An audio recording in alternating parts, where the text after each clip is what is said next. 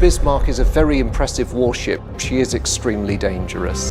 The Atlantic was calm in a way that felt dishonest. 3,800 meters below the surface, the submarine drone Aquila 7 descended through black water that swallowed all light. Its hull lights cut thin white tunnels into the dark, revealing drifting snow, marine sediment falling endlessly like ash. The Bismarck appeared slowly, not as a ship at first, but as a shadow that refused to end. Even after decades of dives, the wreck still commanded silence. Dr. Lena Hoffman watched the live feed from the control room aboard the research vessel Helios. No one spoke. Not the engineers, not the naval historian gripping his tablet too tightly. The Bismarck lay on the seabed like a wounded titan, its massive hull torn open, gun turrets frozen mid-aim, steel scarred by war and time. "This pass is different," Lena said quietly. Aquila 7 glided closer than any previous mission, slipping through a collapsed section of the starboard hull. The drone's sensors mapped internal compartments long thought inaccessible, crushed corridors, twisted bulkheads, rooms erased by pressure. Then the anomaly appeared. "Hold position," Lena ordered. On screen, a section of inner hull came into view. Intact, perfectly sealed, no rupture, no collapse. Its metal surface was smoother than the surrounding wreck, untouched by corrosion in a way that made the engineers exchange uneasy glances. "That chamber isn't on any blueprint," said Marcus Weber, the historian. "Not Imperial Navy records, not post-war scans, nothing." Aquila 7's scanners swept the surface. Radiation, negligible. Pressure seal, extreme. Temperature, slightly elevated. "That's impossible," someone whispered. The drone extended a micro-camera probe through a hairline gap near a rivet. The feed flickered, then stabilized. Inside the chamber, something moved. Not debris, not water. A faint rhythmic pulse rippled across the darkness, like a slow heartbeat. A dim amber glow bloomed and faded, illuminating curved metallic structures, too precise, too deliberate to be part of the ship's original design. Then a sound came through the hydrophones. Low, mechanical, repeating. Active. Lena felt her stomach tighten. "Shut down the probe," she said. Too late. The glow intensified. Symbols, etched or projected, no one could tell, flickered across the inner wall of the chamber. Not German, not any known language. The pulse accelerated, syncing unnervingly with the drone's own power readings. Aquila 7's system log began to populate with errors. External signal detected. Handshake attempt. Source unknown. The control room erupted. "That thing's responding," an engineer shouted. "Responding to what?" Marcus asked. Lena stared at the screen as the amber light flared brighter than before. "Responding," she said slowly. "To us."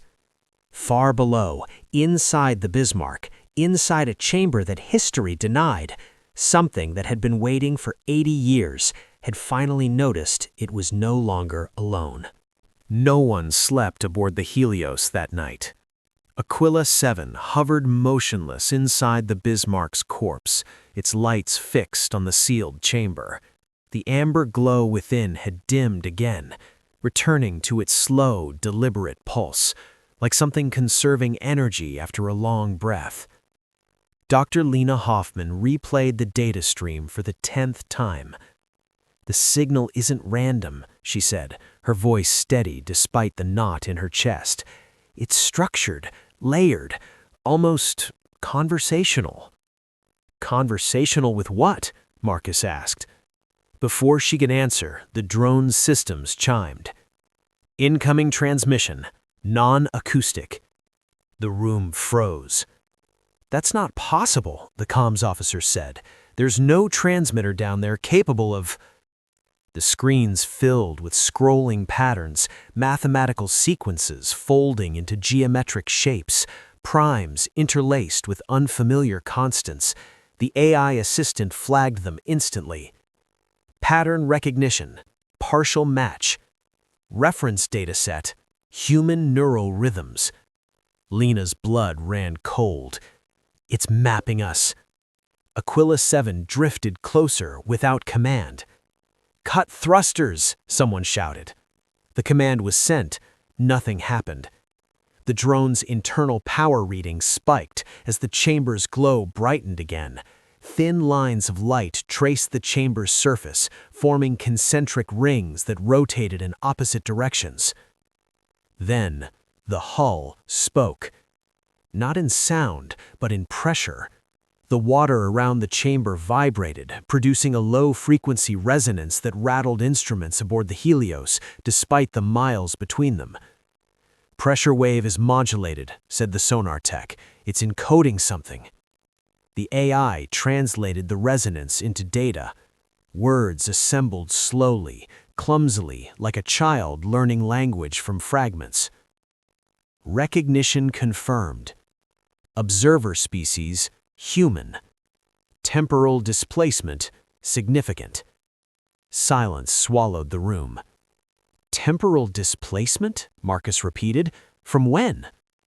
The next line took longer to form. Origin point, pre-impact. Mission status, unresolved. Lena felt the implications crash into her all at once. "This wasn't built by the Bismarck," she said. "The ship was built around it." An engineer shook his head. "You're saying the Nazis found this thing?" "No," Marcus said slowly, eyes wide. "I'm saying they weren't the first." Aquila 7's feed zoomed in as a section of the chamber's inner wall became transparent, not opening, but phasing, revealing what lay inside. A core-like structure floated in the center, suspended without visible support. Its surface flowed like liquid metal, constantly reshaping, inscribed with symbols that rearranged themselves as if reacting to observation. Then, something detached from the core. A small construct, delicate, symmetrical, drifted toward the wall. Contact protocol initiated.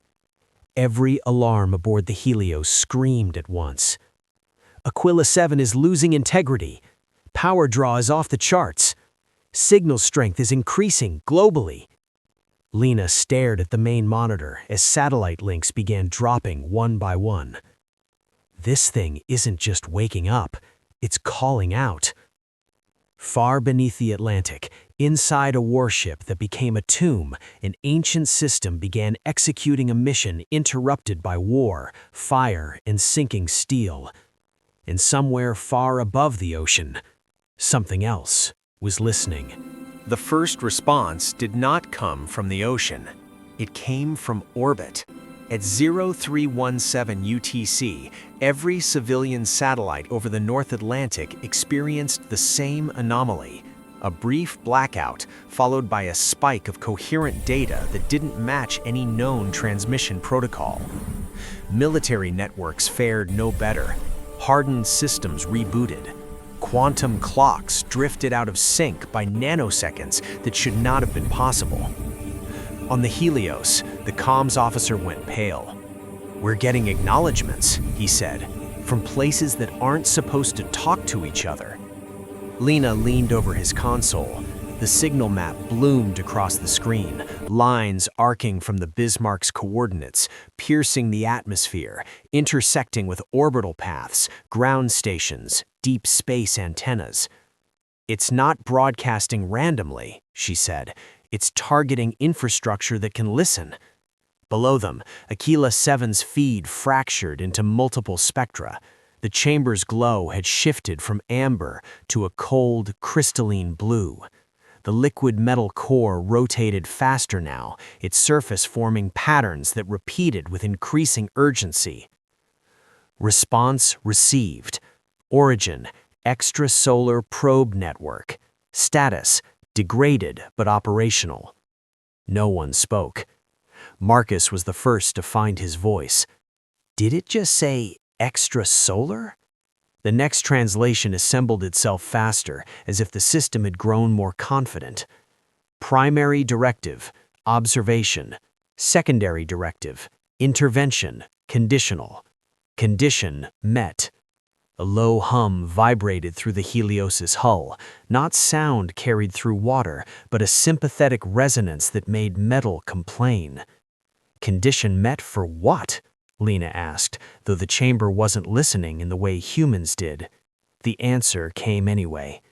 Subject, civilization, human. Status at last contact, pre-technological. Current status, emergent, high risk. The chamber's wall phased further, revealing more of the interior. Faint silhouettes appeared in the reflections, not physical beings, but projections. Star systems collapsing into points, civilizations flaring and vanishing, timelines branching and pruning themselves. "This thing has been watching us," Marcus whispered, "since before recorded history." Aquila 7 drifted closer to the core. This time, it was not resisting. Observer Unit Designation, Sentinel Archive 12, Deployment Era, minus 12,480 standard years. Intended extraction, failed. Lena's breath caught. "The Ice Age," she said. "You crashed here." Affirmative.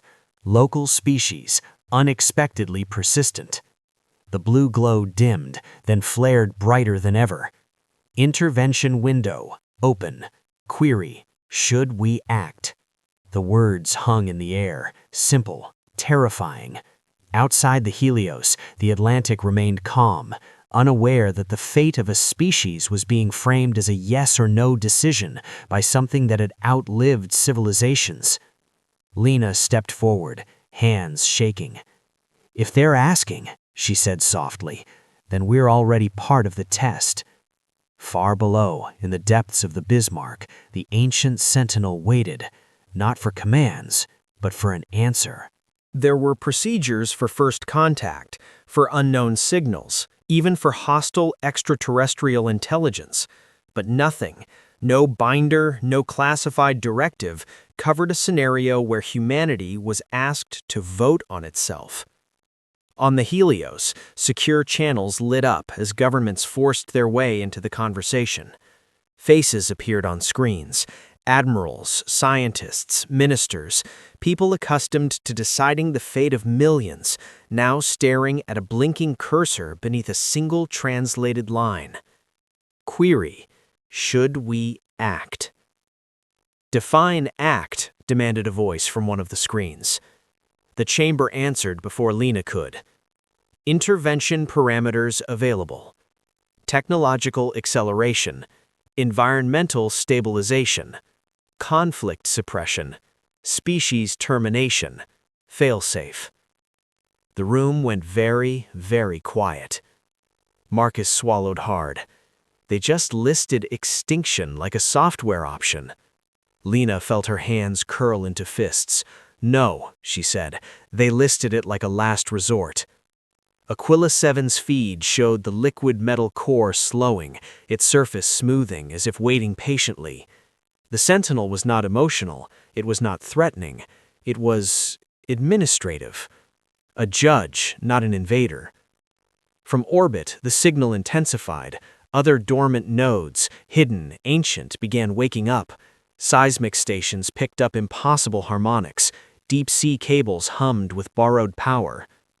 "How many of these Sentinels are there?" someone asked. The answer arrived without hesitation. Planetary coverage at deployment, 37 units. Currently active, 1. Currently located, unknown. Lena exhaled slowly.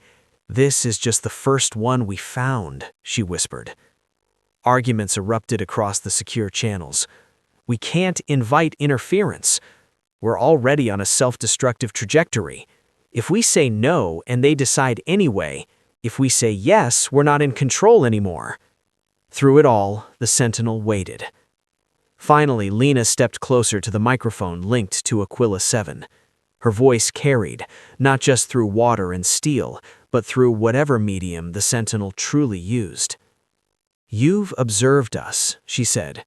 "You know we argue, we fight, we make terrible mistakes." The core brightened slightly.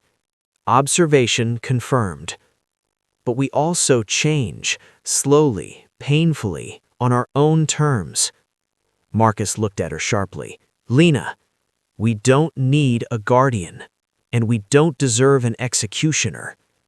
For a long moment, nothing happened. Then the chamber pulsed once, deep and resonant. Counter-query, probability of self-correction. Lena closed her eyes. Every statistic screamed the same answer. Climate models, conflict curves, extinction rates. She spoke anyway. Non-zero. The sentinel processed. Blue light shifted toward white, softer now, less severe. Decision. Conditional non-intervention. Status. Probationary species. A collective breath was released across continents. But the message was not finished. Archive unlock authorized. Warning, knowledge is irreversible. Inside the Bismarck, ancient systems reconfigured.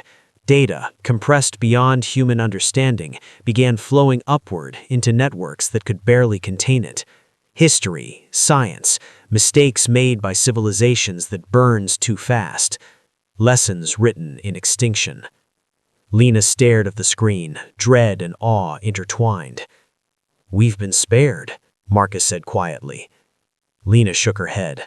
No, she replied, we've been noticed. Far beneath the Atlantic, Sentinel Archive 12 began to shut down, its mission paused, not complete. And somewhere else on Earth, deep and undiscovered, something ancient stirred in response. It arrived as pressure.